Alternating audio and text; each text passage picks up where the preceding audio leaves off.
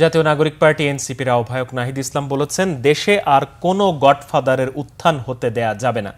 গডফাদারতন্ত্র, পরিবারতন্ত্রকে বাংলাদেশ থেকে উচ্ছেদ করতে হবে। দুপুরে কক্সবাজার পাবলিক লাইব্রেরির শহীদ দৌলত ময়দানে আয়োজিত পথসভায় তিনি কথা বলেন। নাহিদ ইসলাম বলেন, পিআর পদ্ধতি কে বোঝে আর কে বোঝে না, এজন্য সংস্কার আটকে থাকবে না। উচ্চকক্ষে পিআর নির্বাচন ও সংস্কার আদায় করে ছাড়বেন বলেও ঘোষণা দেন তিনি। এনসিপির দক্ষিণাঞ্চলের মুখ্য সংগঠক হাসনাত আব্দুল্লাহ বলেন, নোবেলের আশায় সেফ এক্সিট নিশ্চিত না করেই শেখ হাসিনা রোহিঙ্গাদেরকে আশ্রয় দিয়েছে। কক্সবাজারকে বাঁচাতে রোহিঙ্গা প্রত্যাবাসন করতে হবে।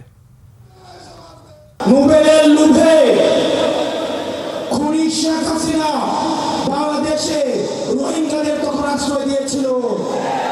কোন সেফ এক্সিট নিশ্চিত না করে রোহিঙ্গাদের ভবিষ্যৎকে ঝুঁকিপূর্ণ করে তুলেছে। মাফিয়াতন্ত্র, গডফাদারতন্ত্র, স্বৈরতন্ত্র, পরিবারতন্ত্র, এই সব কিছুকে বাংলাদেশ থেকে উচ্ছেদ করতে হবে। জনগণ সংস্কারের জন্য অপেক্ষা করছে।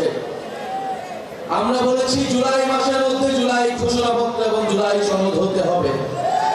কে পিআর বুঝে, কে পিআর বুঝে না, এর জন্য সংস্কার আটকে থাকবে না।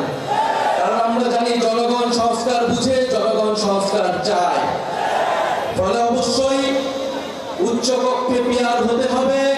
নির্বাচন কমিশন, দুদক সহ গুরুত্বপূর্ণ রাষ্ট্রীয় প্রতিষ্ঠানে নিরপেক্ষভাবে নিয়োগের জন্য কমিটি, সাংবিধানিক কমিটি তৈরি করতে হবে।